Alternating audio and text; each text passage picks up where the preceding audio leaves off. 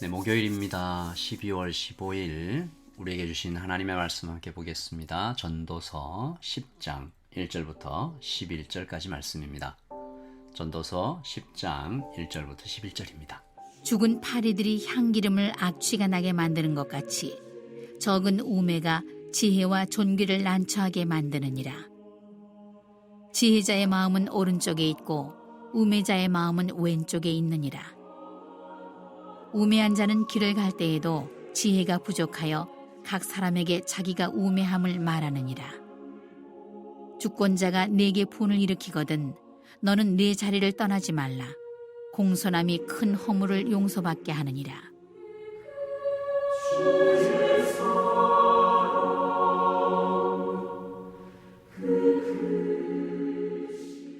내가 해 아래에서 한 가지 재난을 보았노니 곧 주권자에게서 나오는 허물이라. 우매한 자가 크게 높은 지위들을 얻고 부자들이 낮은 지위에 앉는도다. 또 내가 보았노니 종들은 말을 타고 고관들은 종들처럼 땅에 걸어다니는도다. 함정을 파는 자는 거기에 빠질 것이요 담을 허는 자는 뱀에게 물리리라. 돌들을 떠내는 자는 그로 말미암아 상할 것이요 나무들을 쪼개는 자는 그로 말미암아 위험을 당하리라. 철 연장이 무디어졌는데도 나를 갈지 아니하면 힘이 더 드느니라. 오직 지혜는 성공하기에 유익하니라. 주술을 베풀기 전에 뱀에게 물렸으면 술객은 소용이 없느니라. 아멘. 하나님의 말씀입니다. 한 번 더 읽으시면서 묵상하시겠습니다.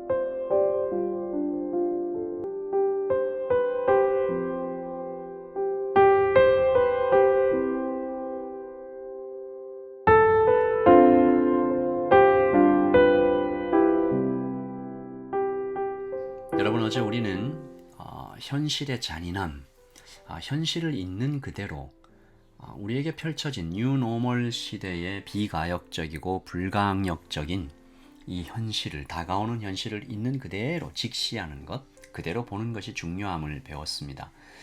이 사탕발림 같은 희망 구몬, 오히려 독이죠. 달콤한 꿈에서 깰 때 더 아쉬워요. 높이 올라갔다 떨어지면 더 아픕니다. 온실 속의 화초는 비바람을 견딜 수가 없죠. 예전에 신문에서 본 기사인데요. 아마존 밀림의 원숭이들이 어느 날 갑자기 죽어가기 시작하는 거죠. 이유 없이 자꾸 죽어가요. 그리고 조사를 해봤더니 이 원숭이들에게서 사람만 걸리던 각종 성인병, 고혈압 등등 이런 것들에 걸려서 죽어가는 거예요. 이유를 찾아보니까 그 밀림에 생긴 호텔 때문이었습니다. 호텔의 주방에서 나오는 음식 쓰레기를 주워 먹기 시작하면서 어떻게 됐을까요? 원숭이들이 더 이상 나무를 타고 다니지 않게 되었어요. 먹을 것을 구하기 위해서 다닐 필요가 없는 거죠. 편하고 좋아요. 항상 그 자리에 음식이 있어요. 양도 많아요. 그러나 바로 그 풍성함이 온실 속의 화초처럼 자신을 나약하게 만들고 결국 원숭이들을 죽이고 있음을 원숭이들은 알지 못했습니다.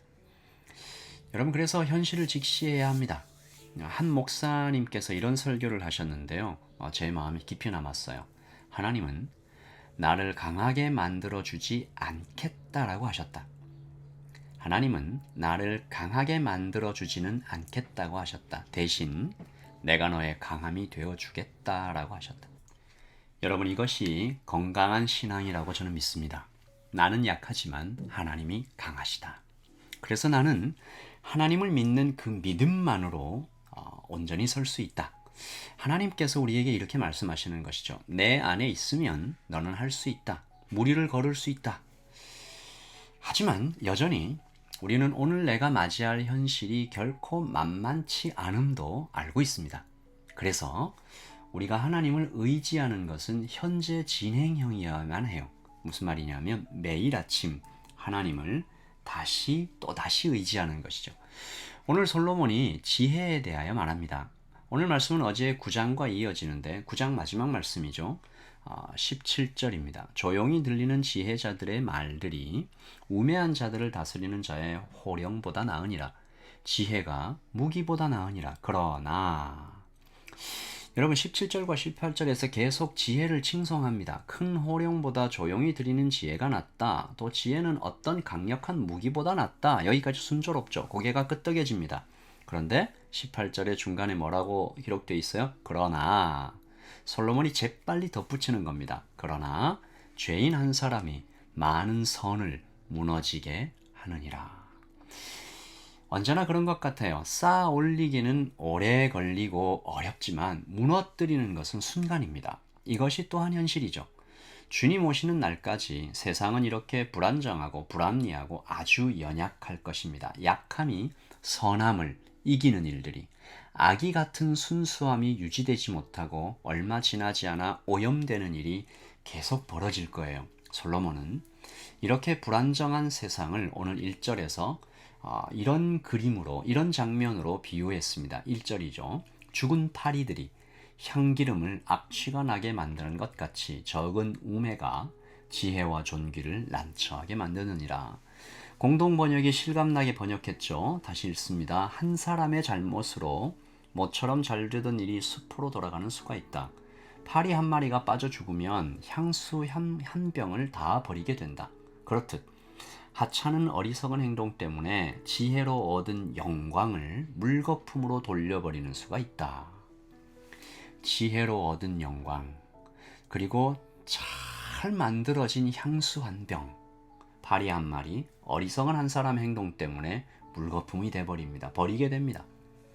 솔로몬은 이 10장 1절에서 10절까지 이어지는 계속되는 부조리한 세상, 지혜가 실패하고 무지함이 득세하는 장면들을 보여주는데요. 3절에 어리석은 사람이 계속 입을 열어 자신의 무지를 모두에게 드러내는 장면, 5절과 6절에는 통치자가 저리는 무지함, 어리석은 자가 높이 앉아있고 지혜자들이 낮은 자리에 앉아있어요. 왜요? 통치자들이 그렇게 한 거죠. 어리석기 때문에. 통치자들은 아마 대체로 지혜자들에게 위협을 느끼는 것 같습니다. 자신의 그릇에 넘치는 사람을 보면 그 사람을 이렇게 지혜롭게 잘 쓰기보다는 좀 시기하고 질투하고 오히려 낮은 자리로 보내버리는, 자기에게 달콤한 말을 하는 사람을 주변에 두고 싶어하는 이런 어리석은 왕들, 어리석은 지혜자들이 지혜로운 왕보다 더 많다. 솔로몬은 좀 안타까워하는 것 같아요. 권력에 취해 실수하고 자신을 과대평가하며 달콤한 말들에 갇혀 진실을 보지 못하는 어리석은 지도자들이 훨씬 더 많다. 과이불개라는 말이 있습니다. 과이불개. 며칠 전 한국의 대학 교수들이 12월을 맞아 올해 한국 사회의 모습을 표현하는 사자성어를 뽑았는데 그중 1위, 과이불개, 잘못을 하고도 고치지 않는다. 교수 대표가 이런 말을 했는데 오늘 전도서의 메시지와 좀 겹쳐요. 이렇게 말합니다. 여당이나 야당 할 것 없이 잘못이 드러나면 남 탓만 한다. 고칠 생각은 없다. 이태원 참사와 같은 비극이 발생해도 책임지려는 사람이 없다. 뉘우침과 개선이 없는 현실에 비통함마저 느낀다. 또 다른 교수도 말합니다. 자신의 잘못을 인정하는 순간 패배자가 될 것 같은 강박에 사로잡혀 일단 우기고 보는 풍조가 한국 사회에 가득 차 있다. 솔로몬도 이 같은 어리석음을 꼬집습니다. 자신의 강점만 드러내려고 하고 약점은 자꾸 감추려고 하는데 그러나 사람이 넘어지는 이유는 대체로 그 강점, 교만이죠. 자신의 강점에 걸려 넘어집니다. 9절이 이 같은 돌들을 떠내는 자는 그로 말미암아 상할 것이요 나무들을 쪼개는 자는 그로 말미암아 위험을 당하리라. 여러분 8절도 마찬가지죠. 함정을 파는 자가 거기에 빠지고 담을 허는 자가 뱀에게 물린다. 그러므로 자신 있다라고 얘기할 것이 아니라 하나님 앞에서 겸손해야 할 것입니다. 약함을 인정하고 도움을 구하는 것이 성숙한 그리스도인의 자세입니다. 즉시 잘못을 구하고 자비를 구해야겠죠.